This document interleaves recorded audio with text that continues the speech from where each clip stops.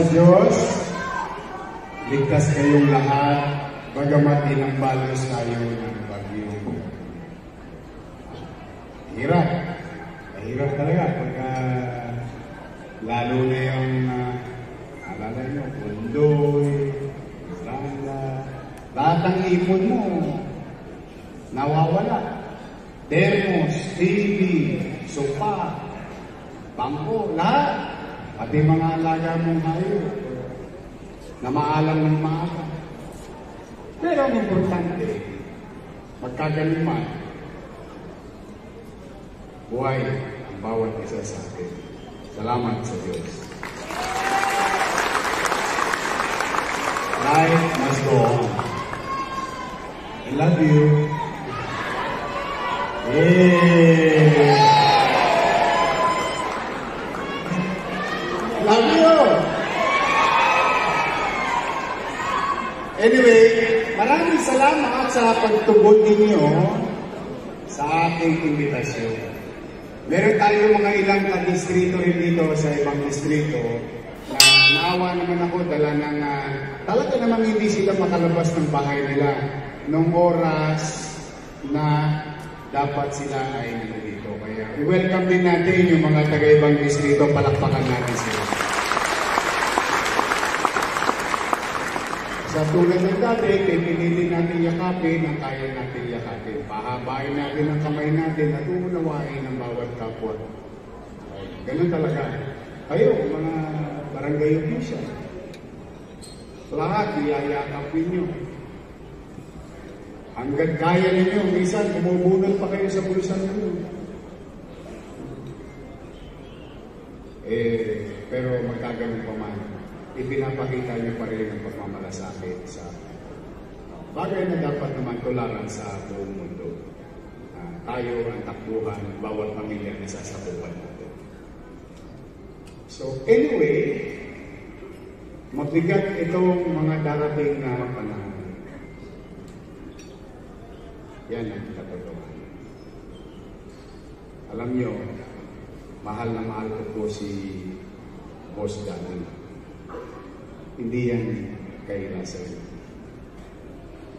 Lahat ng laban ng mga anak ni Boss Danny nakasama. Totoo. Malaki ang utang na loob ko kay Boss Danny. Kaya nga sa maliit kong kaparaanan, iniraos natin. Andiyan naman sila kahit pa paano. Masaya ko para sa kanila. Si Dennis Lacuna, Philip Lacuna, Lay Lacuna, si Fox, yung asawa ni ate, si ate Hani. Impento naman na sila. Kumbaga, dahil sa sobrang pagmamahal ko kay Boss, pinilit ko silang iraos. May anak din naman ako, pero ipinagpanguna ko na sila. At nabigyan ng pagkakataon. Salamat sa inyo, naging mayor. First time in history sa haba ng panahon. Happy ako.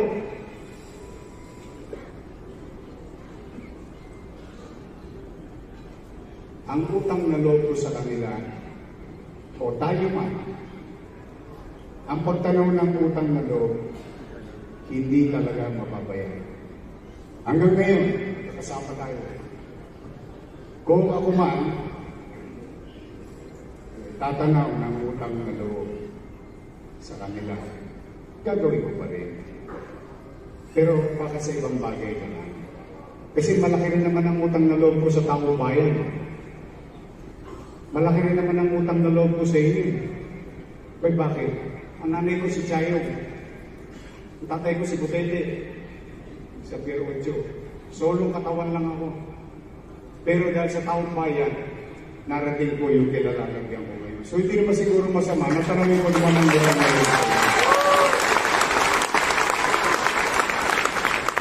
Pero nagawin ko pa rin bilang isang tao na lumingon sa kanila. Kaya na siguro baka naman sa ibang bagay naman. Dahil ang pinag-uusapan naman dito, ang katatayuan ng mga batang Maynila, ang kalalagayan ng tao, ng syudad. Kaya hayaan ko na lang ang taong bayan na mag-isip pagdating ng araw. Inayawa ang Diyos. Sana maunawaan nila ako at sana maunawaan din po ninyo. Dito man lang malimu ko kayo. Iba nga sa inyo, nagtatalpot. Kala nyo, iniwan ko kayo. Hindi ko po kayo iniwan. Lumaban po ako ng pagkapangulo dahil gusto ko iparamdam sa bawat Pilipino kung ano nagawa sa kung ano ang nagawa sa Maynila kayang gawin sa buong bansa. Mano pa, Hollands tayo. Tiklop na lamesa. Iginalang natin ang boto ng bawat Pilipino.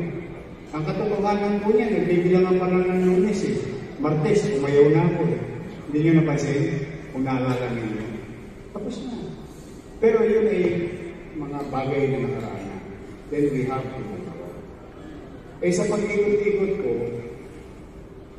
umiikot ako Kasi sa sobrang pagmamahal ko kay ate, pinipil ko pa rin yung tao. Bakit ba nagtatampo ang ilan? Ito, sample. Ito yung mga naikot ko. Hindi ko alam kung sa barangay nyo nangyayari dito. Una, taas ang kamay ng mga senior citizen. Mami na kayo. Spoil naman kayo sa akin.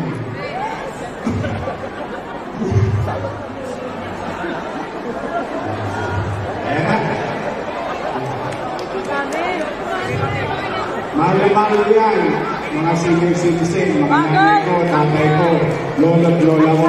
Spoil yan sa Maynila. Tingnan ninyo.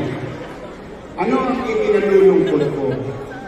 Tingnan natin alalahanin natin sa grid, yung hindi namang matagal na nakaraan. Bagong nakaraan lang ito Nung araw, anong sinabi ko? Dadalhin ko ang Makati sa Maynila. Naalala niyo yung kampanya? Ang pangarap ko lang noon, cake man lang. Cake lang. Cake lang yun, na magkaroon naman ng cake yung mga senior ko sa pag-birthday nila. Pero, nung maupo ko, nakita ko yung pera. Puro kalsada. Ang ganda-ganda pa ng kalsada, makikita mo sa barangay mo, i-renovate. Sabi ko, maganda po yung kalsada O di nakaling ko na po. Ang sabi ko noon, walang mahirap, walang middle class, walang mayaman. Botante, hindi. Lahat may allowance ng senior citizen. Naalala niyo yun? Walang pinipili-pili. Tapos, naalala niyo ito ano ko lang, para itama ninyo ako kung baka namali na ako ng ginawa ko Sabi ko noon, hindi nakuha ni Lolo. Hindi nakuha ni Lola. Kasi buwanan yung pensyon, pero ang bigay quarterly, kasi alam niyo naman mga barangay, di ba? Ang pasok ng pera quarterly. So, mangyari minsan 6 months. 6 months.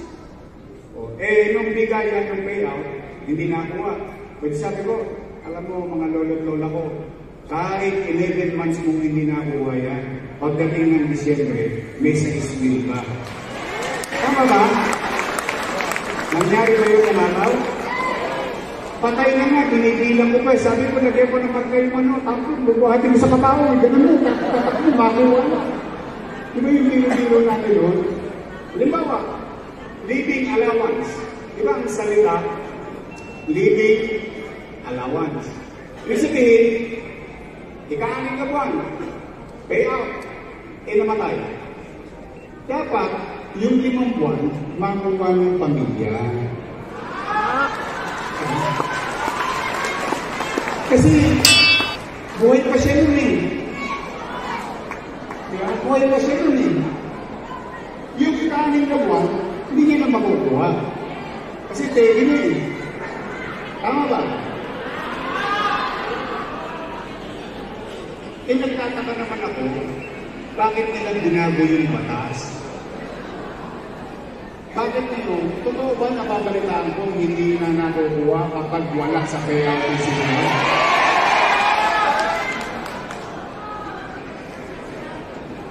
Baka naman tinira ni Chairman. Hello, sir.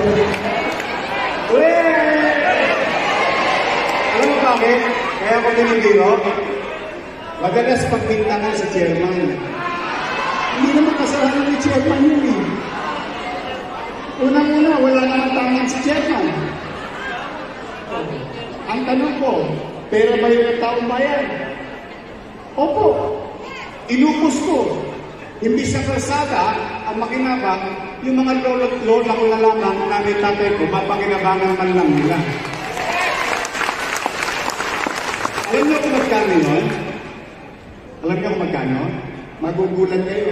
Malinganda lang to ha. 500 lang to. 150,000 divided by 2. 75 million a month. Almost 1 billion pesos every year para sa mga lolo't lola ko. Tanong, pag nilagay ko sa kalsada, okay naman. Tuwan-tuwa yung gulong. Tama po ba? Eh, pag nilagay ko sa bulsa ng lola ko, may mabubunod siya. May corning, losartan, o kaya ipapasya niya yung ako. Nakadali ako ngayon ng 1.5, 3 buwan. Halika, mag-jollibee tayo. Tama ba? Diba? Hindi ko maintindihan. Iniwan ko na lang ganun eh. Hindi ba? Bakit kailangan baguhin? Nandun naman yung pera eh. Isusuli pa natin. Kaya naman si Chairman, yung kwento ng isang Chairman, alam mo, sabi sa akin ng lola, Chairman naman, binanda na lang, tinira mo pa eh. Kawawa naman si Chairman. Ano naman kinalaman mo?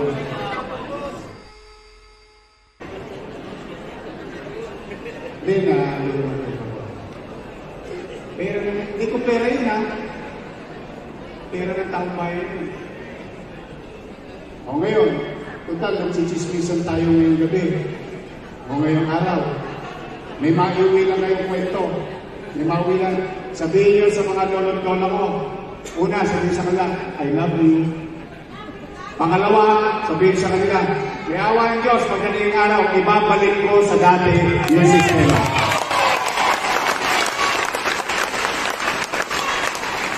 Pumunta na kayo ng Cebuana na Lulir, ibalik mo na. Bakit ko inalis yung kwalifikasyon na kailangan botante? Alam niyo bakit ko sabi ko? Ang purpose niyan, living allowance. Hindi tinitingnan kung mayaman, middle class, mahirap. Bakit ko inalis yung hindi botante, bigyan pa rin? Kailangan bigyan pa rin natin kahit hindi botante. Alam niyo bakit? May mga lolo't lola tayo. 6 years na, 7 years na nakahirate. Hindi na nakaboto yun. Tama, mali? So dahil hindi siya makaboto, hindi na natin sa bibigyan. Parang may mali yata doon. Parang hindi naman yata maganda.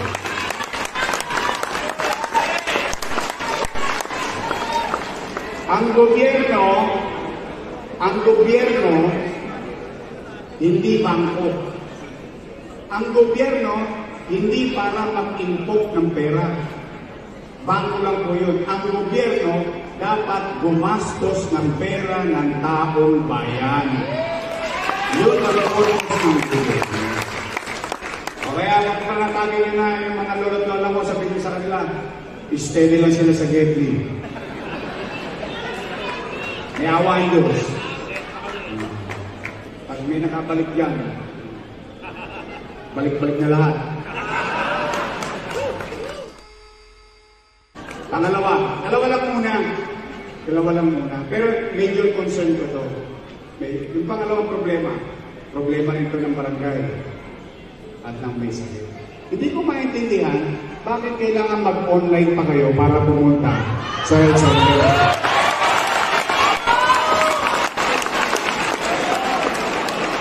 Boss, high-tech na daw.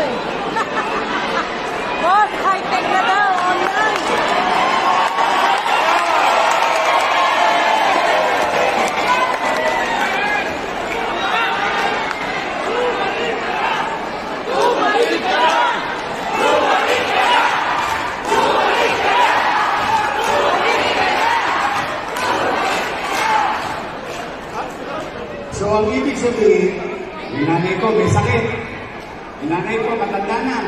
Hindi marunong cellphone. Tatawagin ng anak. O tatawagin ng ako. Anak, hinahapo ako. Dali mo nga ako sa center. Sabihin mo ako, ano ka? Wala kang schedule.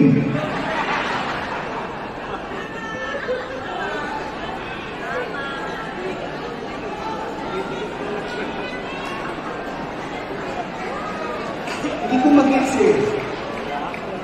Hindi talaga ako Alam nyo, hindi. Ako nangongopya. Hindi ako nagsinungaling sa inyo Marami akong kinopya sa Singapore. In-city vertical housing program. Hospital, air condition. Eskwelahan, air condition. Lahat yung ikinopya ko lang yun. Kung ano nangyari sa Singapore, kung paano ginawa ni Lee Kuan Yew na i-develop yung squatter na Singapore. I-GMZ nyo. I-google mo ganda.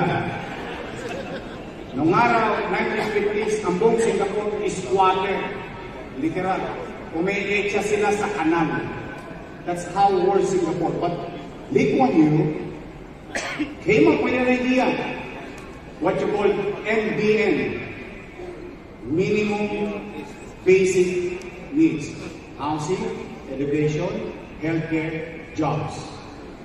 So nangongopya lang ako. Ang duda ko, kaya ito nag-online, nangopya rin sila. Kaya lang, yung online, maganda yan sa Amerika, sa Europa, di ba? Eh, paano sa kanto ng San Andres?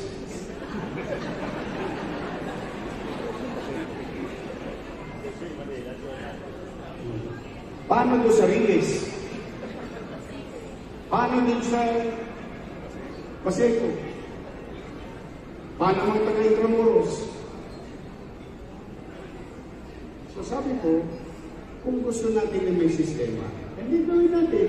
Papuntayin natin yung tao, pag may naramdaman siya yung test ball, kukuha siya ng calcium, kukuha siya ng iron, para meron siyang vitamina, isulat mo pangalan, address, barangay, uwi na. Mahirap ba yun?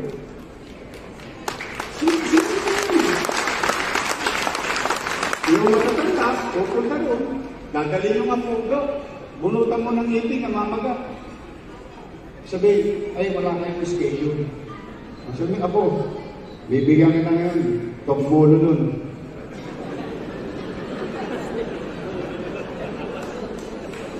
Okay, masakit ang ibig, di untog mo ulo mo doon. Hindi, di ba? Parang, hindi wala naman ako sinasabing masama. Pero, walang masama na makinig ka sa taong bayan paano ba sila nahihirapan maka-avail ng services. Because that's what you call governance. Eh, nalulungkot ako. Pero, sabihin nyo na yan sa kanila. Pagdating ng araw, sabi niya isa sa gera, pagdating ng araw. Wala yan. Manawa kayo, 1-2. One sawa kayo nakapila dyan. Hanggat meron, maiuwi ninyo. Pag wala na, agampanan natin, gagawa natin ang paraan. Ganun lang yan. Simple. Kasi may mga bagay sa ibang bansa maganda. Pero hindi ko maganda sa kanila, bagay sa atin. May binabagayan. Ang pangungopya, kumbaga sa classmate, kung okay lahat, mahalata, pareho kayo ng score. Mahalata ka ng teacher, baka bigla kang mag-recitation. Hands forward! Gaganin ka ng teacher mo. Yari ka. Hindi, diba? Sa akin yan naman. But anyway, wala tayong masyadong ngayon. Issue lang to. Kasi ito tingin ko medyo issue to. Dalawa lang muna. Para may maiuwi naman kayong kwentuhan sa barangay.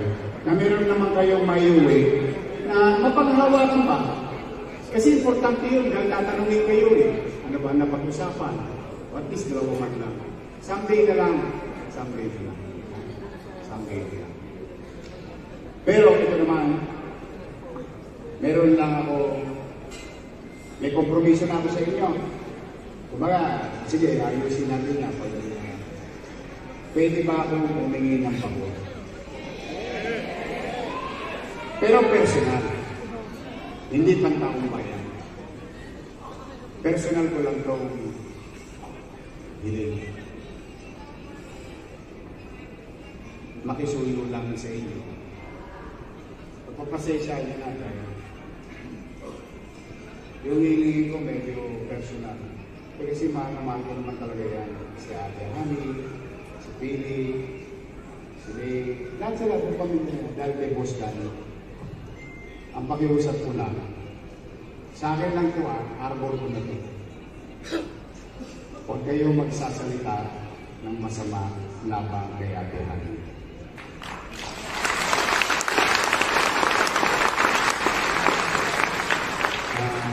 Masasaktan din naman ako. Kasi pamilya ko yan. Yung mga pinagpapwentuhan natin, mga gawaing bayan yun. Pero yung, huwag na lang kayo, ayan yun na lang yung taong bayan.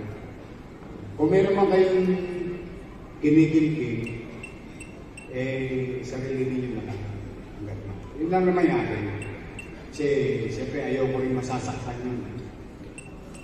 Yun na lang, maalingon pa natin para kay Costa. Kasi ito, hindi naman tutungkol sa amin. Hindi tutungkol sa pamilya namin.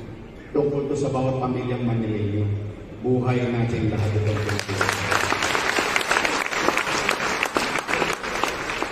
Pwede? Pa-arbor lang. Hindi, saka gusto ko rin naman. Ano lang natin ang tao? Pag ang tao nagsalita, wala naman tayo magagawa. Pero tayo mga opisyal. Tapos, pag may programa ang gobyerno, samahan nyo. Bakit? Yung itulong na ibibigay sa barangay, kapakinabangan ng mga taga-barangay. Tama mali? O, pag natin nahatiin ang dahil. Kahit na nagpo-competition, pwede pa rin tayong unified. Ano ang common goal natin? Taong bayan.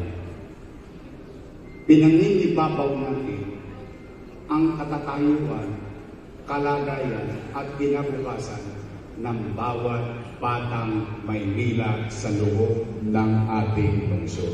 Deko yung mga.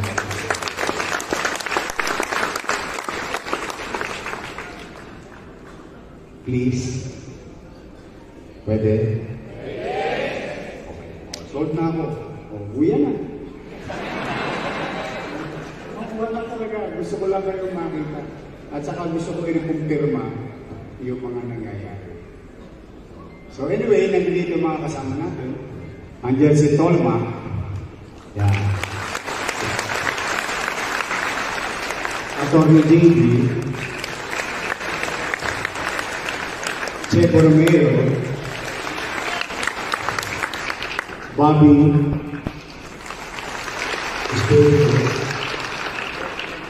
At syempre, huwag makakalimutan ko